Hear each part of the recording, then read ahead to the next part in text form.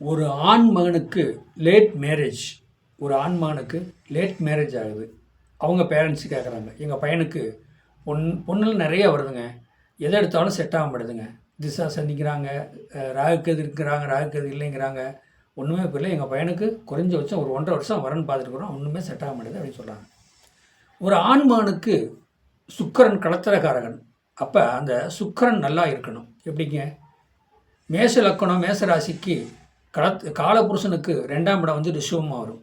அப்போ அந்த ரிஷவத்தில் ஆட்சி பெற்றுக்கலாம் சுக்கிரன். ஏன்னா ஒரு ஆண் மகனுக்கு கல்யாணம் லேட் ஆகுது அப்படின்னு பேரண்ட்ஸ் கேட்குறாங்க. அது அந்த ஆண்மகன சாதத்தில் வந்து லக்கணம் எங்கே வேணாலும் இருந்து போட்டும். அப்போ லக்கணம் அப்போ காலபுருஷனுக்கு 1ஆம் இடம் எடுத்தால் 2ஆம் இடம் வந்து ரிஷவமாக வரும்.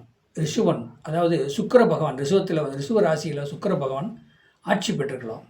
காலபுருஷனுக்கு 2ஆம் இடம் குடும்பத்தை கொடுத்துருவார். அதே பாருங்கள், ரிஷவ லக்கணத்துக்கு 7ஆம் இடங்கிறது துலாமாக வரும். அது சுக்கிரனோட வீடு. அங்கே சுக்கிரன் ஆட்சி பெற்றுக்கலாம். ஆண் மகனுக்கு வந்து களத்திரகாரகன் சுக்கிர பகவான். அப்போ அந்த சுக்கிர பகவான் காலபுருஷனுக்கு 2ஆம் இடத்துல ஆட்சி பெற்றிருந்தாலும் கல்யாணம் 26, 25, 27 இப்படி நல்ல ஒரு தரமான டயத்தில் அவருக்கு மேரேஜ் ஆகிடும். அப்படி காலபுருஷனுக்கு 1ஆம் இடம் மேஷம். அதே 7ஆம் இடத்துல சுக்கிர பகவான் ஆட்சி பெற்றிருந்தாலும் கண்டிப்பாக அந்த சாதகருக்கு கல்யாணம் கைகூடி வரும். சரி, லக்கணத்துக்கு 7ஆம் இடத்துல வந்து சூரியன் இருக்கக்கூடாது. சூரியன் இருந்தாலும் இதுக்கு பேர் என்ன? களத்திர தோஷம். அப்போ லக்கணத்துக்கு 7ஆம் இடத்துல சூரியன் இருந்தால் லேட் மேரேஜ். லக்கணத்துக்கு 7ஆம் இடத்துல சனி இருந்தால் மானார் உடம்பு சிவப்பு, அதாவது வந்து அவங்க இந்த பையன் எதிர்பார்ப்பார், நல்ல சிவத்தப்புனா அழகாக இருக்கணும், சூப்பராக வரணும் அப்படின்னு அந்த பையன் எதிர்பார்ப்பார். ஆனால் அந்த மாதிரியே அமையாது. இதனாலே வந்து நிறைய சாதகம் தடைப்பட்டு போகும். பொருத்தம் நல்லாயிருக்கும், திசா சந்தி இல்லை, ராகுக்கேது இல்லை, செவ்வாய் இல்லை, 27 லட்சத்துக்கு விலங்குகளும் பார்த்தா விலங்கு நல்ல நல்ல விலங்காக இருக்குது. ஆனால் இந்த பையனுக்கு கல்யாணம் ஆகாது. ஏன் அப்படின்னு கேட்டிங்கன்னா 7ஆம் இடத்துல சனி, அதாவது சூரிய பகவான் இப்படிலாம் இருந்தாருன்னா கல்யாணம் லேட் ஆகும். ஆனால் அதே நேரத்துக்கு வந்து 7ஆம் இடத்துல அதாவது எப்படின்னா 7ஆம் இடம் அப்படிங்கிற சொல்லக்கூடிய அந்த பையனோட சாதத்தில் குரு நல்ல இடத்துல இருக்கணும், சுக்கிரன் நல்ல இடத்துல இருக்கணும். அப்போ திருமணம் டக்குன்னு கைகூடி வரும். கல்யாணம் முடித்தா கையிலே பார்த்திங்கன்னா ஒரு 6 மாதத்தில் அந்த பொண்ணு முழுகாமல் இருக்கும், குழந்தை பாக்கியம் கிடச்சிரும். அதில் எந்த ஒரு தடையும் வராது. நான் சொல்கிறத புரிஞ்சுங்க. ஆண் மகனுக்கு கல்யாணம் லேட் ஆகுது. அப்போ ஆண் மகனுக்கு வந்து கல்யாணம் லேட் ஆகுது அப்படின்னாலே 7ஆம் இடத்துல சூரியன் இருக்கக்கூடாது, களத்திர தோஷம். அதே நேரத்துக்கு 7 கூடையும் 11ஆம் இடத்துக்கு போகக்கூடாது, 11 கூடையும் 7க்கு போகக்கூடாது, தார தோஷம். அப்போ களத்திர தோஷம், தார தோஷம் இதெல்லாம் நீங்கள் மெயினாக பார்த்துக்கணும். இப்போ செவ்வாய்னா லக்கணத்தில் 2, 4, 7, 8, 12 செவ்வாய்.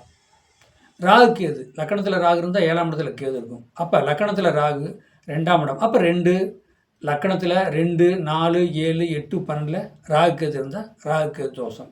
அப்போ அந்த பையனுக்கு வந்து ஜனன காலத்திலே ராகு திசை வந்து இப்போ முடிஞ்சிச்சா, இல்லை அடுத்து இப்போ அந்த கல்யாணத்துக்கு அப்புறம் அந்த ராகு திசை வரப்போகுதா, அந்த பையனுக்கு வரன்னு பார்க்குறோம், அந்த பொண்ணுக்கு வந்து ராகு திசை ஏற்கனவே ஜனன காலத்துக்கு முடிஞ்சுதா, இனி வரப்போகுதா, இதை வந்து நீங்கள் மெயினாக கணக்கெடுக்கணும்.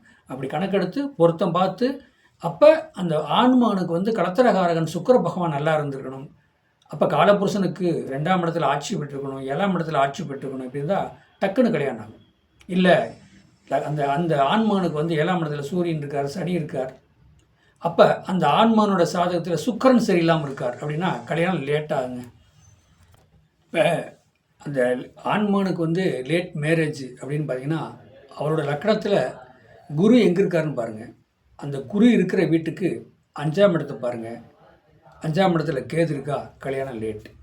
சரி, அந்த ஆண்மகன் சாதகத்தில் லக்கணத்துக்கு குரு எங்கே இருக்காருன்னு பாருங்கள். அந்த லக்கணத்துக்கு குரு எங்கே இருக்கிற வீட்டுக்கு 9ஆம் இடத்தை பாருங்கள். அங்கே ராகு இருக்கா, கல்யாணம் லேட்.